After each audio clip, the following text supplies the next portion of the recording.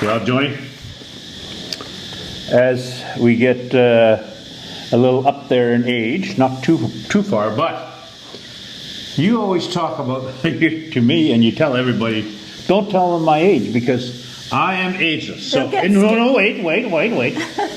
You wait. I have something to say. Yes, I know. Wait. You're going to get your turn. Now I want to talk about your ages, and I love it that you do that. So, when we were younger, I found that chasing you was fantastic, and I enjoyed it. But later on in life, as we got older, I know a friend of mine, Ernie Penner, told me, he says, you get involved in business, and you want to do this, and you want to do that. The fun is always in the chase. But once you catch that damn rabbit, what do you do with it? That's in everything. So it's always that way. And so we think, Joan's going to touch on this a little bit, but Joan and us, we're curious. Mm-hmm. And when we look at things, what did you think of Anantara? Why did you want to go there? What was the sort of the drawing part about being ageless that you wanted to go there? Well, it was sort of, first of all, the resort itself. It had a spa, beautiful spa, and I'm always looking for nice beaches and nice spas and the whole gambit, and always looking for the next place where we might be able to stay or live or that way. But anyways, Anantara had it all, and we wanted to have a look at that particular beach for sure. Yes. To see if it was a really good spot, and yeah. And there's a saying in Canada or wherever, I don't know where, maybe the rest of the world, but curiosity killed the cat. But in our case, we love curiosity. It keeps you young and healthy and keeps this thing going. And we're always curious about the next thing. Yeah, what's behind that gate? What's there? That's what keeps you young. It keeps you curious. It keeps you motivated. Okay, we've had this on our list for weeks, probably a couple of months already. That we. You've probably had it on for years. Yeah, I've been researching this place, so yeah. Eventually, I want to do I want to see it. Okay, so we did see it. We had our tour. We have a few things to say in the next video. We'll show you the actual tour. Right. And but talking about ageless, I always say, no, I'm ageless. Don't tell my age; they'll get scared, because But just because I feel ageless, I am ageless. My mind, you have to basically not be. Yes. One thing. You can't just focus in on this is my age, I have to be like this. No, you're ageless. When you're with people that are this age, you act differently than when you're with people at a different age. And what have we found? We found a lot of our friends are also a lot younger than we are. Yes, and we have some friends our age, and a little older sometimes, but most of them are younger. Somehow we fit in there. We have a variety of ages, and we enjoy them all, and especially because we're searching all the time. We're always searching. Now we're exploring. We're going to end this chow, right? Mm-hmm. We've been bullshitting long enough here now, and we're going to go on to the next one. So, chow. Okay, but we never mentioned this. Well, that was a very nice experience. Yes. The beautiful setting, the wonderful Thai people. Wow. Well, the two drinks were 35 Canadian. And the rooms. Oh, really? Yeah, the rooms are between 600 and 800 a night Canadian. Oh, interesting. And what did you say, the massage for 2.5 hours? 2.5 hour, it's a facial, massage, body massage, and they use the moringa oil. And the half price was what, 59,000? On sale, not half price, but it's 5,900 I bought for 2.5 hours. We're going to go home. We're going to drop in at the fish market. Take it away. Okay. Luxury doesn't have to always come with a price tag. In Samui, you can get anything you want for a lot less. You don't have to pay the high price tags. You can live in luxury for a lot less. What do you get for 15 euro and 22 euro on Samui? We'll let you know. Stay tuned, but be smart and make your money last longer. And this is how you do it. Correcto mondo. Ciao. And buy some shrimp. Doesn't care about clothes or money. She just cares for me. She's all I need. She's my gal. Tony, we've left Anantara. Yes. We've driven down a beautiful road, and now we're getting close to the fish market, and we are in search of the perfect shrimp. Shrimp dinner. Healthy shrimp dinner, right? Yes. So Okay. this is what's coming up next. So that's also part of our video here. Hey, went in, sun was shining. Came out, got trenched in a huge downpour. But anyway, that was my problem.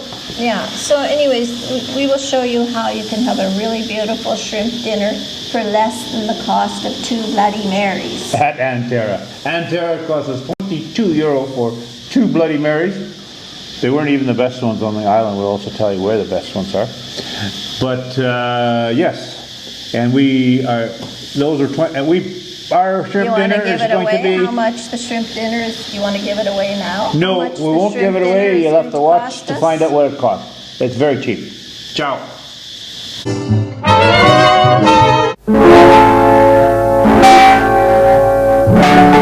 Yeah. Well, one thing I was going to say is, what we like to do is go and visit some of these places that are obviously out of our price range, but we can go have a drink or we can have a bite to eat or whatever. But you know what? Yesterday we went out and bought some really nice foods at the different markets. We're going to do a complete video on that, on shopping Samui at very reasonable prices, and then I'm going to go make a really nice brunch for a hell of a lot less even than what we paid for 2 Bloody Marys. Absolutely. Ciao. Ciao.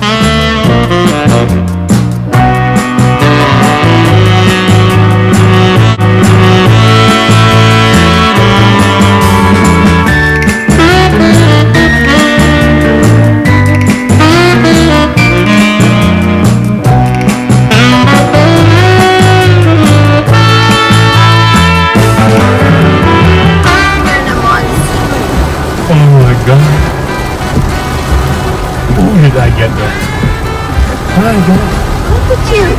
I know. Soaking. How did that happen? Well, I stood for about 5 minutes under a shelter. And I figured, well, this doesn't look like it's going to fit right away. So I figured, what the hell? Oh. Just running from the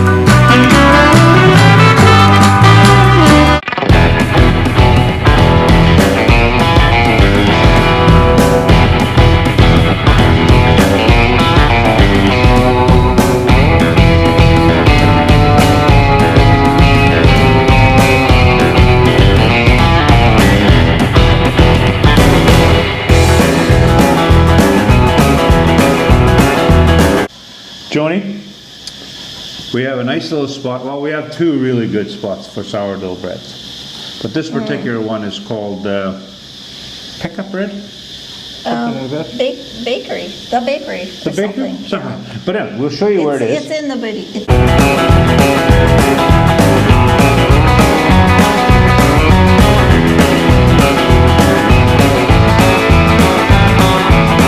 It's in the video. Yeah. A sourdough again. And with... And the other one is at Seoul, the cafe that we go to. And a lot of them have beautiful seeds in it.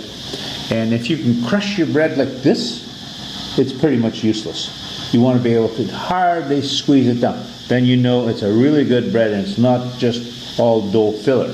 But, Joan, there's the butter, the grass-fed butters and cheeses that we've got from France in this particular case.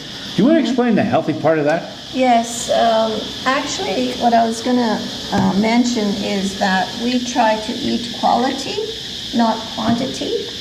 And so we do search out our breads, our butters, like if we do eat butter, we make sure that it's grass-fed, it is organic, it's so we do eat that, but we're very careful about and not too much the quantity.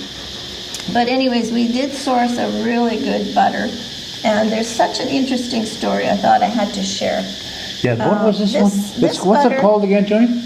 The logo or the name of the butter, it's from France. It's called Martha and the Donkey. Oh, read that. That's a really good story. I have to read it to you. Yes. Okay, back in the early 20th century when our cooperative began, milk was collected in the fields up to 4 times a day, using donkeys to help carry the milk back to the farm. The milkmaid and the donkey became the emblem for the insignia farmers who wanted a logo with something different from cows. In later years, the president's daughter, Martha, became the first model milkmaid, posing for the photo in what would become the label design we know today. Times have changed, but our dedication to quality and freshness remain, and we still produce the finest butter, cream, and cheese within a few hours of milking. It is true. And it is very, very good. It is fantastic. I love that one. Are we doing the cheese also or not? Well, the cheeses, yes, the cheeses were also French. We'll show you some nice cheeses that we bought here. Also grass-fed butter, grass-fed milk and stuff. And the best ones are from France, of course, and Italy. Yes, France and Italy for sure. These came from France. These particular ones were from France, but the Italians and particularly European, Sicily. Oh, yeah, Sicilian cheeses. Any European cheeses are the best, as long as they're mostly they're organic, and mostly they are from the region where the cows are grazing. Yes. And they're all grass fed, so it's right just back the way at you. it is. Is it chow time? Ciao. Ciao.